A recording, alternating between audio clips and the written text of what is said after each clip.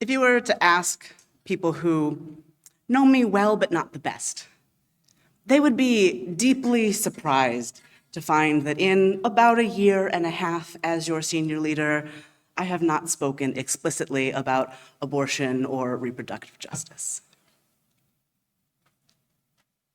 Abortion, birth control, and quality sex ed are where my ethical, political, religious life actually started. I didn't grow up in a church. I didn't actually get taught anything about sex or sexuality in an official capacity until I was a senior in high school. When I was in 8th grade, somebody got pregnant. I was in 8th grade, and I was really young for being in 8th grade. The girl who got pregnant was about 2 years older than I was. I was 12. She was 14. We were all too young for all of that. But I didn't know that people my age or people around my age could get pregnant when someone got pregnant in 8th grade. And I didn't know that someone could complete a pregnancy until she had that baby and we were freshmen in high school, and I was 13 and she was 15 and she had an infant. I became obsessed with learning everything I could about reproduction and if that could be controlled and how. It felt to me like a trap had been laid for us. That we were going to have sexual feelings, and we were here in this little tiny town with nothing to do, and no one was gonna tell us how to do this in a way that didn't end in a baby we were not ready for. I learned a lot of things. A spark of the person who I would go on to become, the Casey who you know and perhaps love today. A spark of that person was seen when I was a senior in high school and finally in a health class that wanted to teach something about sex ed. It was 2 days out of a half a semester health class, so we have a lot of curriculum problems. It was 2 days in the fall of 2004. The first day was a terrifying birth video. How many of us have seen the terrifying birth video? Yeah. Next to images of sexually transmitted infections in a state that they almost never actually look. How many of us have seen those pictures? Okay. So some of us got better sex ed. Some of us maybe got no sex ed at all. Some of us I know got good sex ed because some of us are Carl. And I have a sense of the kind of sex ed Carl has gotten. The second day of this sex ed unit was put on by an evangelical Christian organization called Concerned About Teen Sexuality. Cats, they called themselves. I am, to this day, offended on behalf of cats everywhere. Who would never? A highlight, lowlight, of that experience was what I call the tape thing. If you're familiar with evangelical abstinence-only sex ed, the tape thing might be familiar to you. They give you a piece of tape and then ask you to turn to your neighbor and stick the tape, just Scotch tape, on their skin, and then pull it off. And then you're supposed to try to stick the tape onto somebody else. Now, if you've interacted with Scotch tape, you'll know that it's good for about one stick, if that. It doesn't stick well later, and the point of this exercise, they say, is that if you have sex, you will bond with somebody. And then you will never be able to correctly bond with anybody ever again. I was stunned. There is more to that story. You can ask me later. But we get back to the classroom, and I look at the teacher, who is, of course, the football coach. And I say, "Tell me that's not it." And he says, "What?" I say, you're the football coach. At least 5 kids in here play on your team. You know they're having sex. You know they're not ready to have a baby. You know that all of these young men will disappear on a girl if she's pregnant. He said, well, that's the curriculum. I'm not allowed to teach anything else. Because it was the curriculum, and it was 2004, and the law of the land was abstinence-only sex ed, and I lived in small-town Northeast Ohio, where that went, maybe triple for us. Okay, I said, get out. He looked at me, what? What? For context, he is 6'4" and built like a football coach, and I am, at the time, 16 years old, and I am blonde, and I have like a blonde bob, so please understand that I'm very much a teenage Casey. And I said, get out, leave. What? I'm gonna tell them something true, and if you can't be here for it, then I'm gonna need you to leave. He was scared enough of me that he left. Made what must have been several laps around our very small school. And as he came back, I was explaining without visual aid how to put on a condom. I taught the kids in that class where the Planned Parenthood was because I knew that they were allowed to get birth control without their parents' consent as long as they were over 16 in the state. I taught them how to take the bus there because none of us knew how to use a bus. But I had a friend who lived in the city and she had taught me. I did my best, and as far as I know, none of those kids had a child before they meant to. We tried. It was so important to me that people got education, that people got to make decisions about their bodies. And in the framework I had at the time, knowledge about contraceptives and that abortion existed was about all I could do. But that became the middle of how I think about things.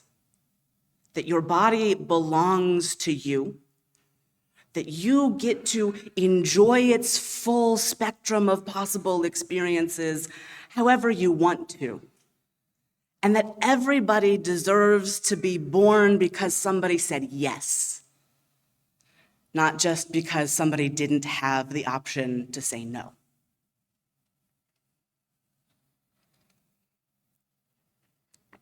In the course of my time in college, I handed out, I do not know how many condoms. As a sorority girl, surprise. As a sorority girl, I was known for having a bag of condoms and Plan B hanging on the outside of my door.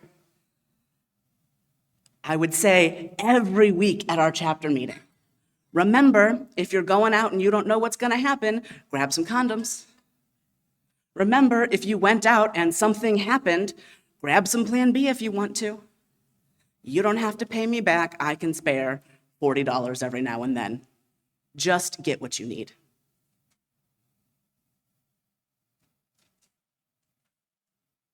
But I didn't really know anything until I worked at an abortion clinic. Abortion care sent me to seminary. Abortion care made really the core of who I am. My counseling skills come more from abortion care than anything else. My depth of commitment to that people know what is best for themselves comes from my work in abortion care. In really only 2 years there, I personally participated in hundreds of abortions, and I am very proud of that. It's okay if pride feels like a weird thing to feel about that to you. I'm telling you that I feel it. I am proud of what I did. I am proud now to newly sit on the board of the same abortion clinic that I worked at all those years ago. It is now one of the only abortion clinics in Ohio. The primary organization bringing suit against the state of Ohio when they infringe upon people's bodily autonomy and rights. We did an exercise at the beginning of my training at the abortion clinic, because you have to be trained for a long time before they will allow you to be alone with a patient. This is a good idea.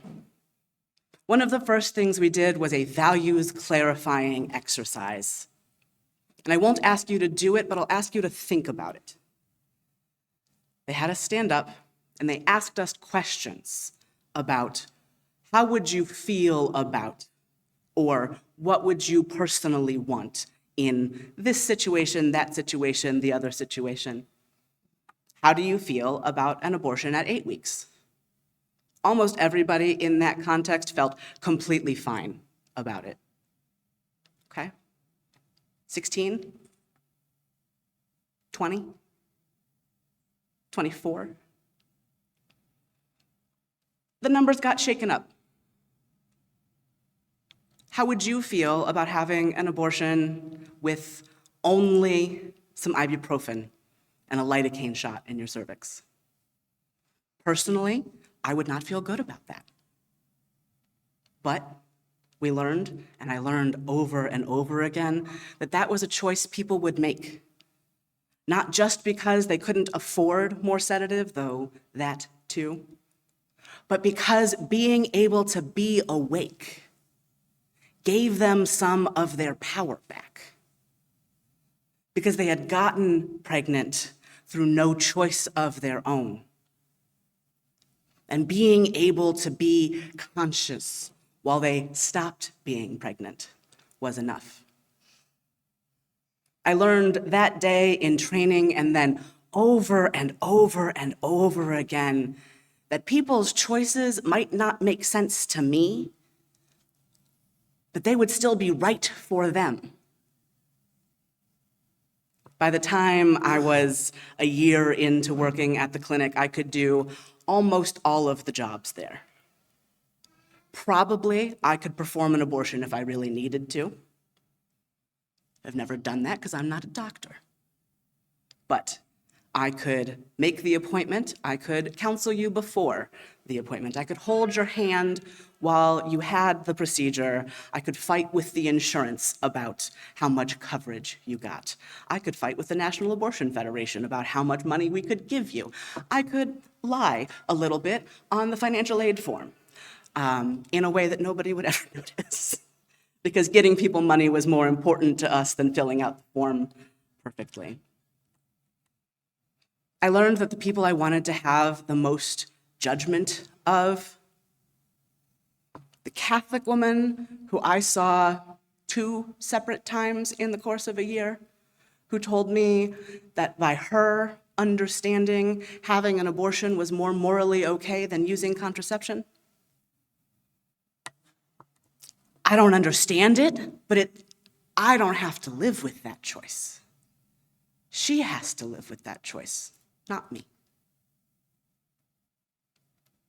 The woman who we saw, once every 6 months, because she thought she was pregnant about that often. She wasn't always, but we saw her a lot.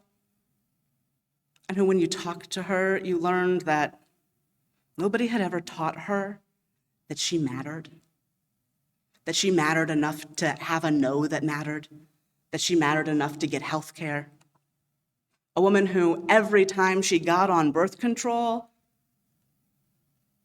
would lose her insurance, because the state insurance in Ohio loves to kick you off. The state insurance everywhere loves to kick you off, if you don't know that.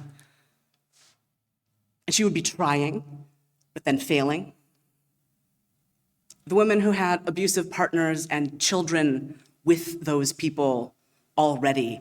And everything in me would say, why don't you just leave? But you can't just leave. You certainly can't just leave if you are actively pregnant. I learned so much about letting go of my own judgment about why people are doing things with their bodies. I learned to think, is there a story that would make me feel okay with this? And then I learned that there were so many stories that would make me feel okay with it that maybe I was just okay with it. I'm not asking you to be where I'm at. I am comfortable with abortion in specific in a way that mostly only people who work in abortion care ever become. I'm not asking you of that. I'm asking you to hear that people will always know something about their experience that you can't know. That there are always details that you're not privy to. There were always details that even if I spent 2 hours in a little tiny room with someone, having them spill out their life to me, details I still wouldn't be able to parse. Women who would tell me that they had gotten pregnant because they were having consensual sex when the man they were having consensual sex with took the condom off. And they would say, "You know how men are." And I would say, "I don't." Because we live in different worlds sometimes. And what I could expect of the men in my world and what she could expect of the men in her world were different things. I'm not saying that that's good, it is just true. The other thing that I learned doing abortion care that came back to me really hard when Roe was overturned is that Roe was never actually enough. It's that access to abortion was never actually enough, and actually we weren't even doing access with Roe. The legal right to an abortion has never been the full picture or anywhere close to sufficient to what people actually need. Sure, yes, people need a legal right to do whatever the hell they need to do with their body. They also need to be able to afford to do the things that they need to do with their body. They need to be able to afford to have children if they want them, and not have children if they don't. Roe came also along with a lot of safe, legal, rare language. Listen, we would all like all surgeries to be as minimal as is humanly possible, but we don't say that knee surgery should be safe, legal, and rare. We don't say that hip replacement, which is very dangerous, as some of us know quite up close and personal, should be safe, legal, and rare. We don't pass the kind of judgment on other surgeries that we do on abortion. And there are layered reasons for that. For me, personally, accessible, legal, and as frequent as people need it. We can do some work on how frequently people need it. Let me tell you, most people who have an abortion would prefer to have at least done something less expensive. Access to contraception, education about contraceptives. I cannot tell you how many times, not just in the course of my time in abortion care, but in my time as a sex educator, as a people who knows people who can get pregnant, I have heard the wildest things about contraceptives from people who maybe should know better, and also people who, why would you know? The number of times someone has suggested to me that an IUD will float around in their body and wind up lodged in their heart. Right, that sounds funny, but do you not know that it ends? That your reproductive system is not an open tunnel into the rest of you?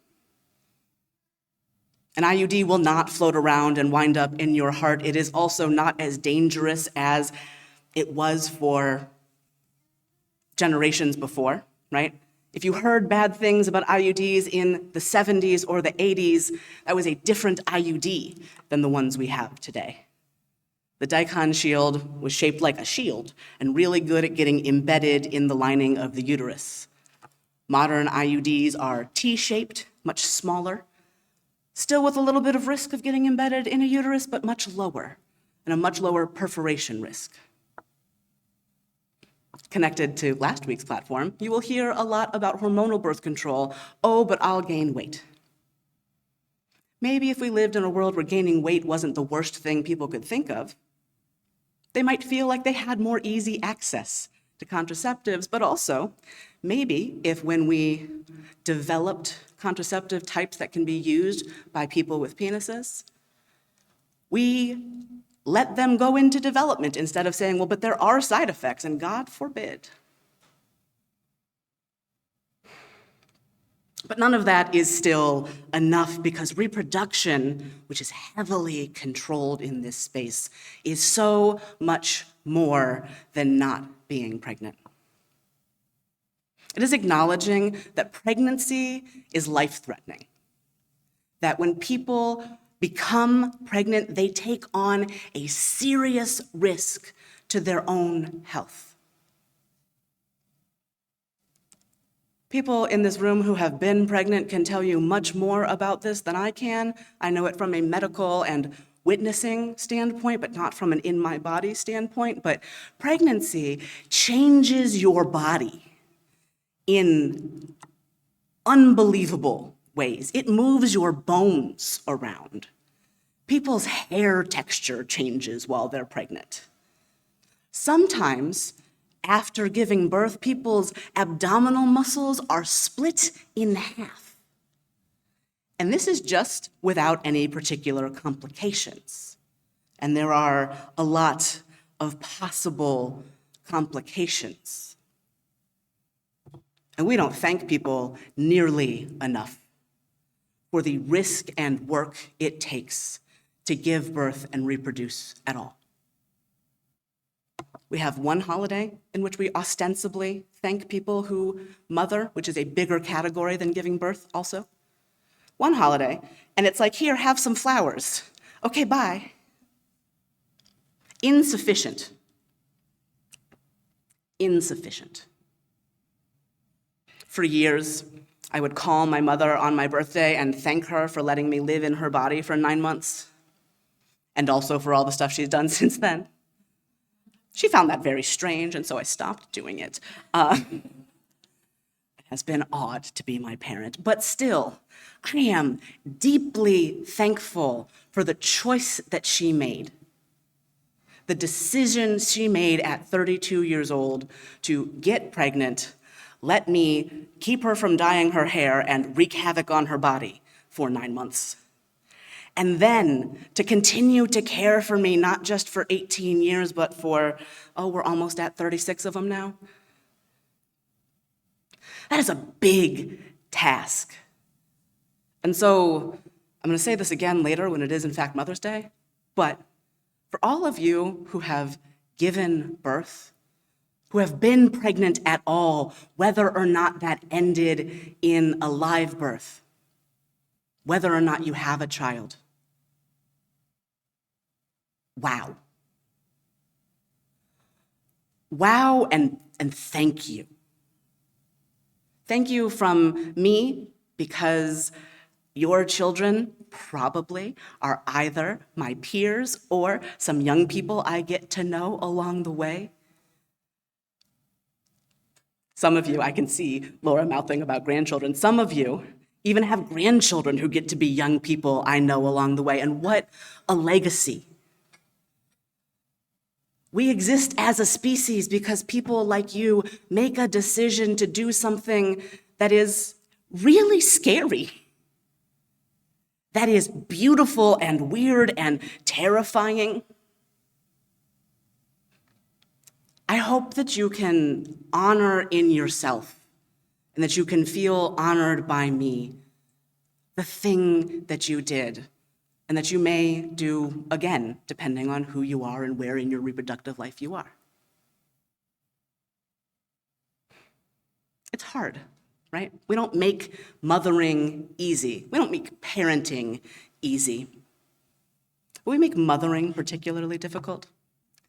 And I'm gonna slide into some gender stuff that you will hear as not my favorite place to be. But we're gonna do it, and we're gonna go to the other stuff later. Because mothering also involves breastfeeding. And breastfeeding is a reproductive justice issue. Having a place to breastfeed, having time to breastfeed, Not just, okay, well, you have 15 minutes and you can go in this little box that we converted from a storage closet because you made us, right? A place of employment should not only allow space for breastfeeding, but time. And judgment about whether a parent breastfeeds or not is one of those things we all gotta get over. People do and don't breastfeed for a wide range of reasons that are, as it turns out, none of your business. Unless those are your personal breasts, perhaps the breasts of a partner, perhaps, that's a big perhaps, or you are the lactation consultant or doctor of the person in question. And even then, if they didn't ask, it's not your business. Formula is fine. Breastfeeding is fine. A fed baby is the best possible thing. Fed. And people deserve support in getting quality formula that does not have contaminants in it and that does not cost, a car worth of money. One of my favorite little phrases is, if you saw someone stealing formula, no, you didn't. It's a hard stance on theft, I'm clear. But if you saw someone stealing formula, no, you didn't, because a baby needs to eat. A baby needs to eat. And it should be possible to get that formula for free or next to free at all times, everywhere. Because as a society, if we care about parents, if we care about children, we need children, especially the littlest ones, to be able to be fed. We also need to think about birth as part of reproductive justice, because birth is so contained. You do not get to make a lot of choices about your own personal body in the course of the standard birth process in this country. A lot of taglines on that, because if you have some money, some resources, you can make different choices. And if you didn't live in the United States, other choices would be more readily available for you. But it is, despite a lot of hard work on the part of midwives and birth doulas, next to impossible to make decisions about your own birth that someone will actually listen to. The person who is pregnant knows the most about what they need. The person who is pregnant knows the most about what they need. That family knows the most about what context of birth is going to make the most sense for them. And of course, everybody deserves the information about the various risks and benefits of home birth and hospital birth and something in between birth. Everybody should get to make their own choice. The way that people tend to give birth in the United States of America, I mean specifically the physical bodily arrangement in which people tend to give birth in the United States of America, pregnant person on their back, stirrups, doctor in between the legs.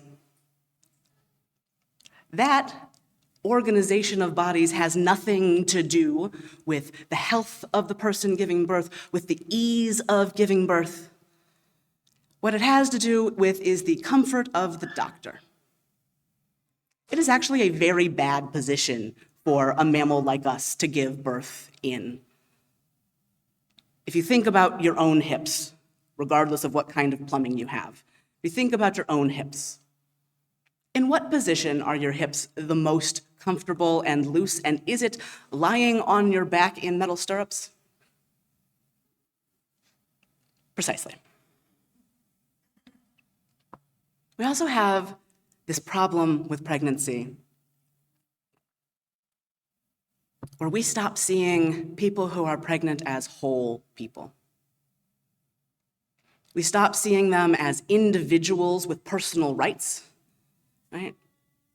Of folks who have been pregnant, how many of you have had someone touch your stomach while you were pregnant without your consent? Yeah, okay, so I've got a range of ages and like times and places you might have been pregnant. People love to touch a pregnant person's belly with no consent whatsoever. That's still someone's personal private body. Don't touch people without their consent. Period. End of story. It does not matter how pregnant they are. That's weird. But also, and I have to thank Mari for this knowledge, because I did not know it before we spoke this week. If you look at images of pregnant people in media, they are almost all headless. In fact, they are also almost all legless. It is a bunch of torsos. As if pregnant bodies exist absent the humans that they are attached to, absent the personality of a face, the motility of some legs. We focus on pregnancy as being about a belly and about a baby, but there is a whole entire person there already experiencing the pregnancy. When we think about pregnancy as about a body disconnected from a person, or as about a baby, not a process of building a baby, not a person whose body is building a whole entire human, it gets really easy to follow laws and practices that say that the most important thing there is the baby that is yet to be, right? We get from there laws that criminalize miscarriage. I don't know if you heard about a young woman in Warren, Ohio recently who had a miscarriage and went to the bathroom and the products of conception went into the toilet, and she got charged with desecration of a corpse because there was no person having a tragedy there. There was just a baby. And because she had a miscarriage, she must have done something wrong. Now, thankfully, and through much advocacy, the state of Ohio did not actually press charges, and she is free and clear to continue living her life. But what a traumatic, ridiculous thing to layer on top of something that was already likely pretty traumatic. When we think about it as just torso, as just baby, you get laws that make it so people who have pregnancies that are incompatible with life have to finish the pregnancy, have to give birth to a dead baby. Those are about the most depressing words I've ever said from this particular vantage point, and I want to be clear that I don't say them lightly. This is a thing we make people do in this country. Maybe not right here, but in the country that is ours all the same. We don't think of pregnant people as people. And you've heard me mostly saying pregnant people, not pregnant women or women. And there are in fact two reasons for that. The actual biggest one is that I think when we say pregnant women or expectant mothers in particular, we pull the focus off of the personhood of the person carrying the pregnancy. A person who is pregnant, a woman who is pregnant, is a person. A person, like a whole entire person. I know you know this, but it is really important for me to restate that that is an entire human person. The other piece is that not everybody who gets pregnant is a woman. Some people who are pregnant are non-binary. I'm non-binary, and even though I have been on testosterone for several years, I could still get pregnant, theoretically. Some people who get pregnant are trans men. Some people who get pregnant just don't identify with anything. And they deserve the same high-quality pregnancy and birth care that everybody else does. And they deserve acknowledgement in spaces about pregnancy and reproduction as everybody else does. Yes, absolutely. Most people who get pregnant and give birth are women. That's fine. We can acknowledge that some people aren't and understand that most people are. And again, that word person, that's important for a totally other reason. That word person is important to remind us that people who are pregnant are first and foremost people.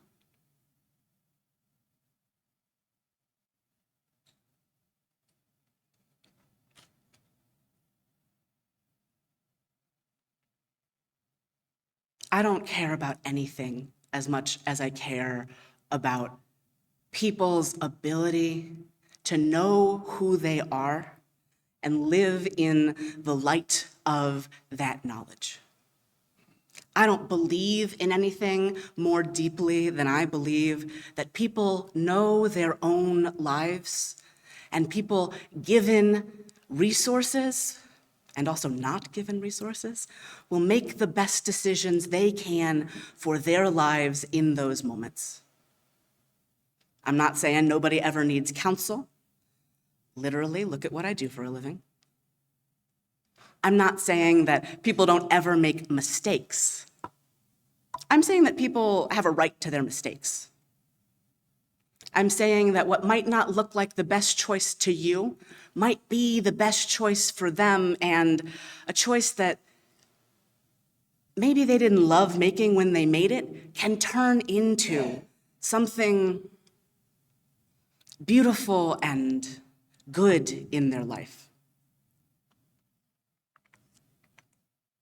There's a particular story I like to tell about a patient of mine, and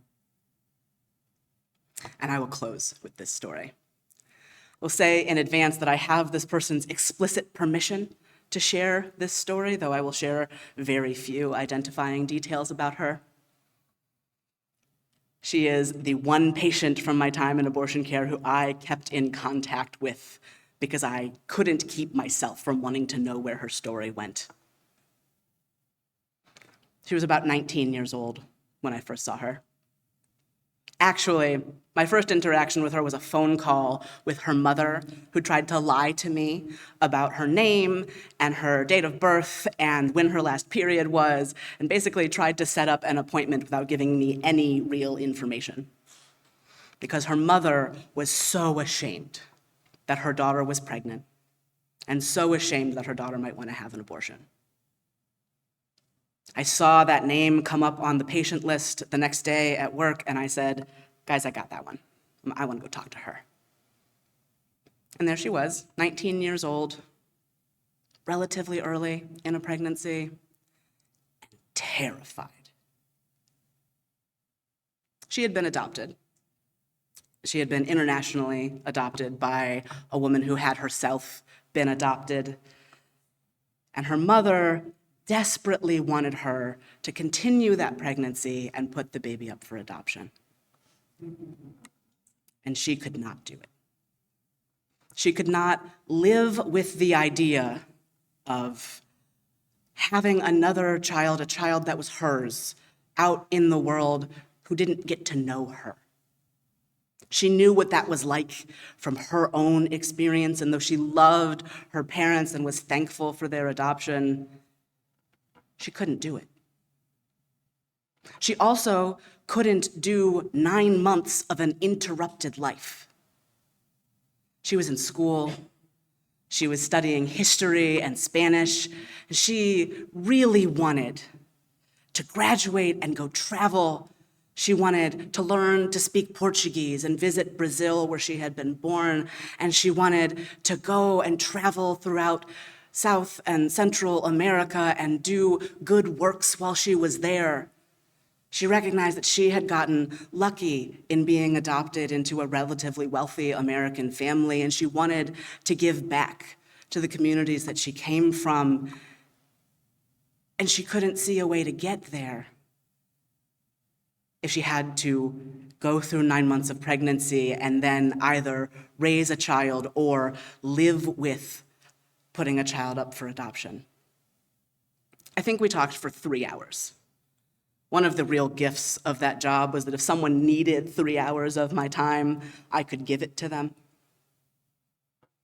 And we went back and forth, and we wound up having a conversation about her tattoos. Some of you will maybe remember that one of the first platforms I gave here was about my tattoos and how they are part of how I have made my body feel like it belongs to me, how I enact that my body belongs to me. Her parents, like mine, hated her tattoos, said, "Well, we've taken such good care of you. Why would you do something like that?" I said, "But do you love your tattoos?" "Yeah." "Did your parents get over it eventually?" "Yeah." "Okay. You need to pick a life you're gonna love. You deserve a life that you're gonna love, and any children you ever have deserve a you who gets to love the choices she's made." I held her hand while she had her abortion. I counseled her after her abortion. I also spoke to her parents at length. I spent a lot of time on this one person. And as she left on the day that she came back for her checkup, I slipped her a piece of paper with my email address on it. I said, "I'm not supposed to do this, but I need to know where this story is gonna go." She finished school. She went and she traveled. She spent time in Brazil and in Ecuador and in Honduras. She did some really good work. She traveled more. She went to Australia. She met a man in Australia who she fell in love with. He moved to the United States with her, away from all of his family. They got married. Their triplets are 2 years old. And they are so happy. She has a job that she likes well enough, and really that's all you need to have in a job, is liking it well enough and getting enough money. And she's got these 3 little babies who she is in love with. Almost every time I'm in Ohio, her and I try to see each other. And I'm hesitant to say this because it sounds like gassing myself up a little more than I want it to, but it is true. Every time I see her, she tells me that I saved her life. And I tell her that I didn't do that, I was just there while she did. She is the story I think about when I think about why abortion is fundamental and not enough. She is who I think about when I think about how badly people want you to have a tragic story in order to justify the abortion. There wasn't necessarily a tragedy there. She was just pregnant when she didn't want to be. And that was enough. That she got to make a decision about her life. Not only changed what was possible, but changed how she thought about her life. Everybody deserves to feel like they get to make the choices that are best for them. Everybody deserves freedom from reproductive oppression. Everybody deserves to drive their own life, cautious of that there are other people on the road. Thank you for giving me some time and space to talk about the things that matter the most to me. Thank you for hearing the sometimes difficult things that I have said, about which we may not agree. I don't need you to be right where I am, but I'd like you to think about it. Thank you.